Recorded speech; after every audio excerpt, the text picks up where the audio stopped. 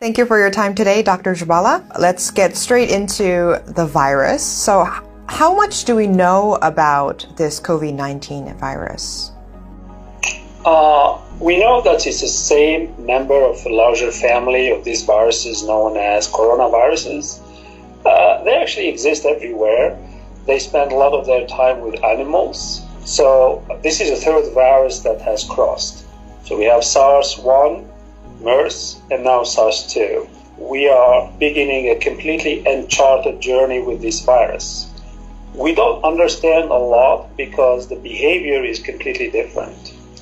I was very surprised at the outbreak in China, the numbers of people that were infected in such a relatively small period of time. It's very unusual. This virus is much more aggressive and much more lethal. And for every virus, there is a certain level of lethality. There is a lethal dose. There is how much of this virus you need to have in your lungs before it kills you or before it makes you sick. With this virus, it's not very clear. It's actually very disturbing. There have been some interesting reports that they've had people who were sick and they were cured.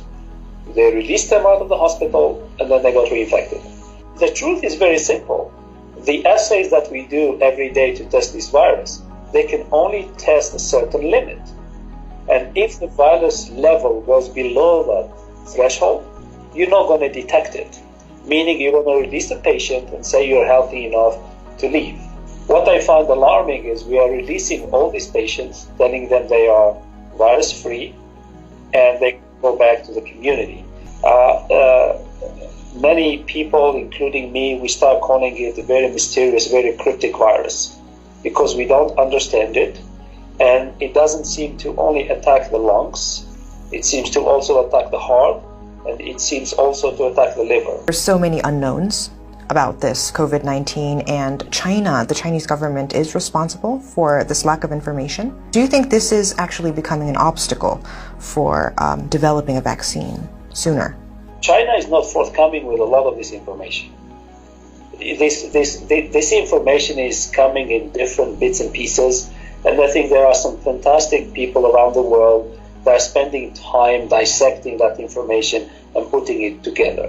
It's not so much for developing a vaccine, but to study the trajectory of where this virus is going.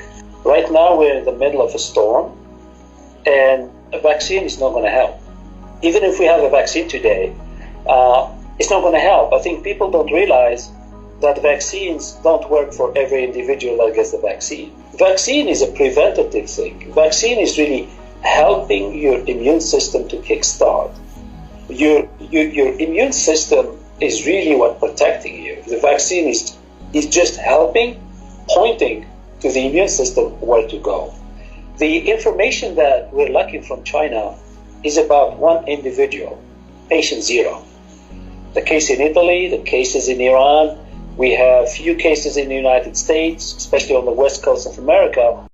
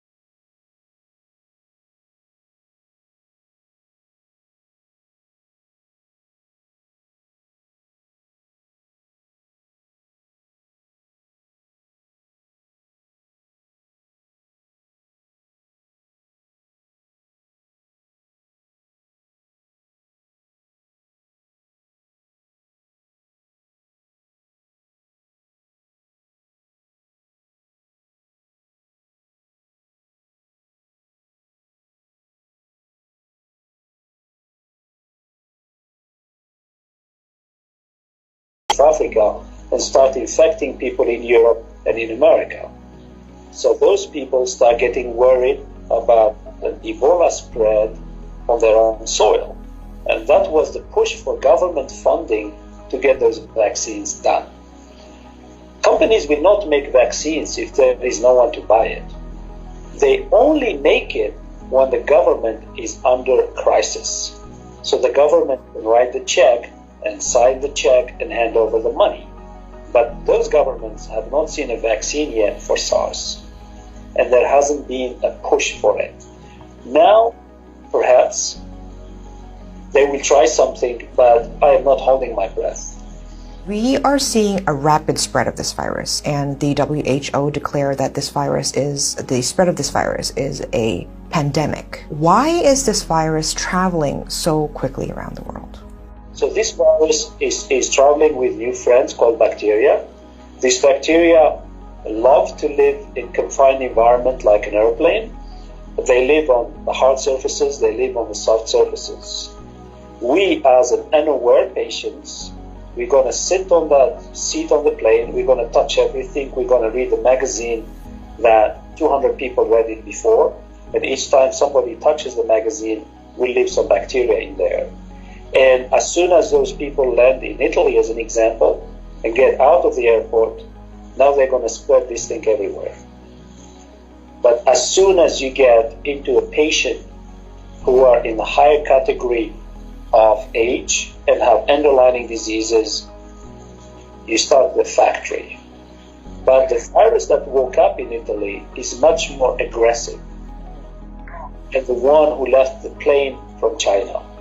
Mutations. And now it's much more aggressive that what's going on in Italy today, we can plot it on an exponential curve. It's scary.